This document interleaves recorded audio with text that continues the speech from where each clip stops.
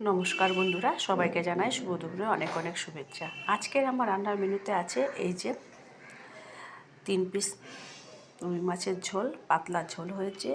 মাছের মাথা দিয়ে ফুলকপি ডাঁটা, কপির পাতা ডাঁটা মানে বাঁধাকপির পাতা, সমস্ত কিছু সবজি দিয়ে একটা চচ্চড়ি। আর এখানে হয়েছে আলু আর ফুলকপি দিয়ে লাল লাল ঝাল ঝাল তরকারি। এটা হচ্ছে বড় ছেলের জন্য। আর এখানে হয়েছে মটর শাক। তো চলুন ভিডিওটা পুরো দেখতে থাকুন সবাই। নমস্কার বন্ধুরা, আজকে রান্না হচ্ছে এই যে 3 পিস মাছ ছিল, সেই মাছ আর মাছের মাথা দিয়ে করব এই যে চচ্চড়ি। কাটা হয়ে গেছে। আর ছেলে, বড় ছেলে যেহেতু মাছ খায় না, সেই জন্য করব আলু আর ফুলকপি দিয়ে একটা তরকারি। আর এটা হচ্ছে মটর কলার শাক। আমার খুব ভালো লাগে শীতকালের শাক, মটর কলার শাক। সব কেটে মানে বেছে ধুয়ে কাটা হয়ে গেছে। আর এই যে কপি ডাঁটা দিয়েও চচ্চড়িটা করবে। এতগুলো ডাঁটা দেবো না এর মধ্যে। এই যে দুদিকে দুটো কড়াই বসিয়ে দিয়েছি। একদিকে দেবো মাছ ভাজতে, আরেকদিকে দেবো মটর কলার শাক।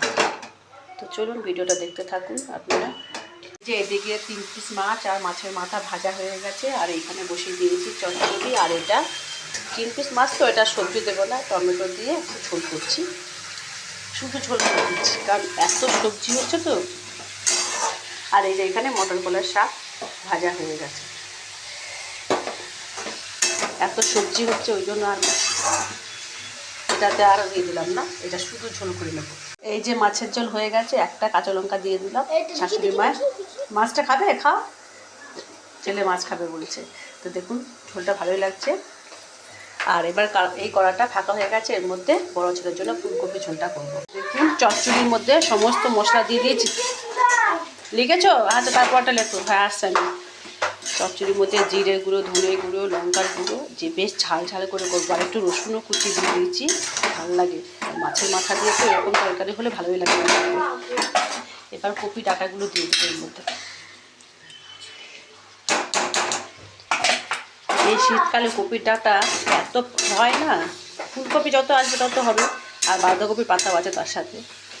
মাথাগুলো দিয়ে দিই একবারে, কারণ এর মধ্যে নাড়াচাড়া করে ভাঙাচাড়া হয়ে যাবে, ভালো লাগবে খেতে। আর যত ভাঙাচড়া হবে এটা খেতে তত ভালো লাগবে। একটা চাপা দিয়ে রেখে দেবো, একটু নরম হোক, তারপর ভেজে দেবো। এই যে ফুলকপিটা সব মশলা দিয়ে এটাকে কষিয়ে নিচ্ছি ভালো করে। এটা তো গরমের জন্য হবে, তাই একটু বেশি ঝাল করে করছি, একটু লাল লাল করে। আর এটা ছোটো ছেলে খাবে না, যার জন্য ঝালটা কম দেওয়ার দরকার, না হলেও চলবে আর কি। আর এই যে দেখুন চচ্চড়িটা মাছের মাথা দিয়ে হয়ে গেছে, এটাও বেশ ঝাল ঝাল হয়ে গেছে। আর খেতে দুর্দান্ত হয়েছে। মাছের মাথা করেছে তো, মাছের মাথার একটা স্বাদ আছে। আর বেশ ঝাল ঝাল হয়েছে।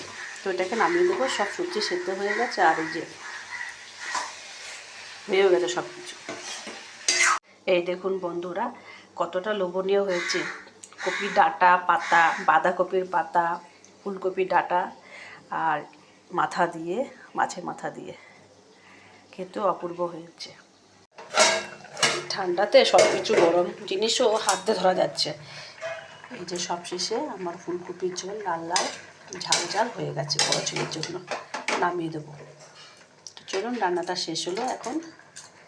কেমন লাগলো ভিডিওটা জানাতে ভুলবেন না। সবাইকে জানাচ্ছি শুভ দুপুরে অনেক অনেক শুভেচ্ছা ও শুভকামনা। ভালো থেকো সবাই, টাটা।